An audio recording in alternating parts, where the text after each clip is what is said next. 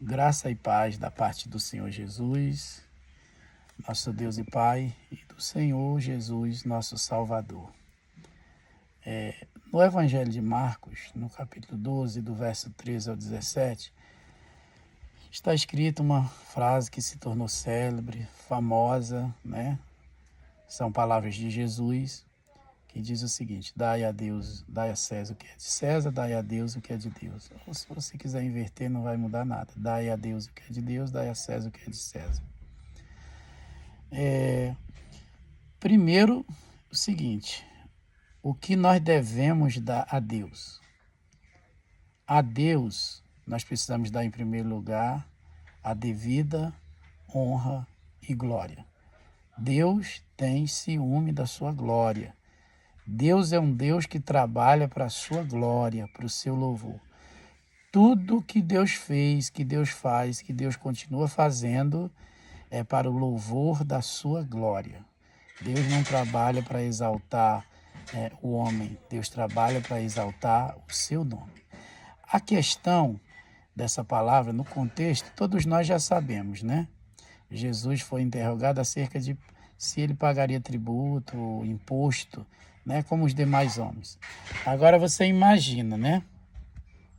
O próprio Filho de Deus vindo do céu, né? O Criador de todas as coisas, o Senhor, o dono de tudo, foi submetido a pagar imposto na terra que ele criou, né? Com os homens que ele criou. Isso aí tem uma explicação interessante, porque um exemplo, porque é o seguinte: Jesus veio para ser o nosso exemplo maior. Jesus veio para dar exemplo, na verdade, né? Em tudo. Em tudo Jesus, ele nos deu o exemplo. Porque é o seguinte: se ele não desse exemplo, né? Ele não seria o modelo de Deus, a forma de Deus. Ele não seria, né, a quem nós deveríamos imitar.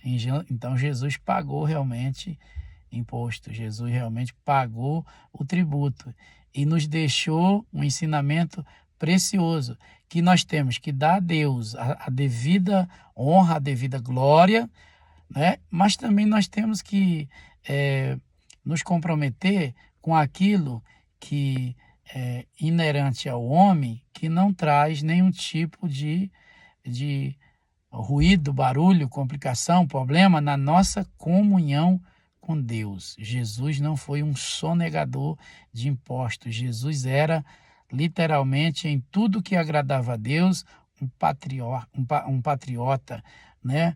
Um ser social, uma pessoa comprometido em não dar brecha, em não deixar espaço, em não deixar lugar, né? Para que os seus acusadores, para que os seus inimigos tivessem, né, como acusá-lo e prevalecer. Porque uma coisa é acusar. Ninguém está livre de acusação. Mas a palavra de Deus diz: quem intentará acusação contra os escolhidos de Deus, se é Deus que os justifica? Romanos capítulo 8 está escrito lá. E quando é que Deus me justifica? Deus só pode me justificar quando, na verdade, eu estou andando corretamente, quando eu obedeço ao Evangelho, quando eu obedeço às palavras de Jesus, né? Às vezes a pessoa não é obediente, não se compromete com o Evangelho, com a palavra de Deus, e aí quer que Deus seja o seu escudo, a sua defesa, e ele vai orar dizendo que 1000 cairão ao seu lado, 10.000 à sua direita, mas ele não será atingido, que ele é filho de Deus, que ele está blindado, né, que o Senhor é com ele.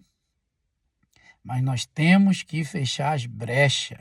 Somos nós, pela carne, que fornecemos as armas para Satanás usar contra nós.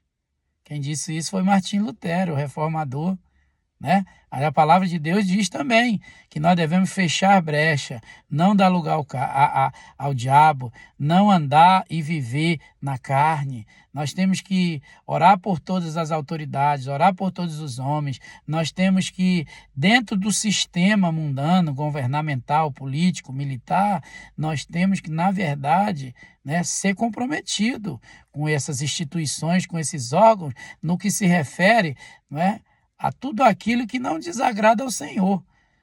Então, Jesus estava nos ensinando aqui que o que é de César é aquilo que é da autoridade, aquilo que é do homem, sabe? O que nós não podemos é misturar as coisas, né? Misturar as coisas. A Deus devemos dar glória. Jesus é a nossa coroa e é Ele quem nos dá vitória. Isso é a letra de um louvor que eu compus uma vez. A Deus, a Ele devemos dar glória. Jesus é a nossa coroa e por Ele nós temos vitória. Nossa vida tem que ser uma vida de glorificação, de louvor ao nosso Deus e de compromisso naquilo que é legal, que é devido, que é próprio, que é honesto, que é certo, que é bom, que é agradável aos homens. Nós temos que ter nosso testemunho agradável diante de Deus e também diante dos homens. Né? Muitas vezes as pessoas são perseguidas, são caluniadas, não são caluniadas. As pessoas se acham perseguidas, se acham caluniadas, se acham humilhadas, mas muitas vezes porque estão dando brecha. Então, meu irmão, minha irmã, você que ouve a palavra de Deus, que nós possamos honrar com o nosso compromisso. Nossa palavra seja sim. Sim, sim ou não, não. O que passar disso é de procedência maligna.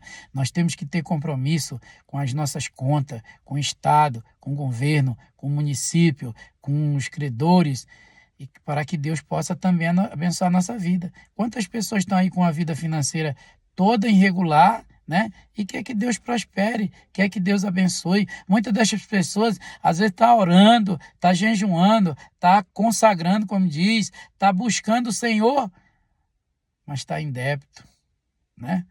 E está em débito e muitas vezes não paga porque não quer. Porque uma coisa é você não poder, outra coisa é você não querer. Então, que Deus abençoe sua vida, que o César receba o que é dele e que Deus, que é digno de toda honra e toda glória, receba o que lhe é devido. Que Deus abençoe sua vida em nome de Jesus. Amém.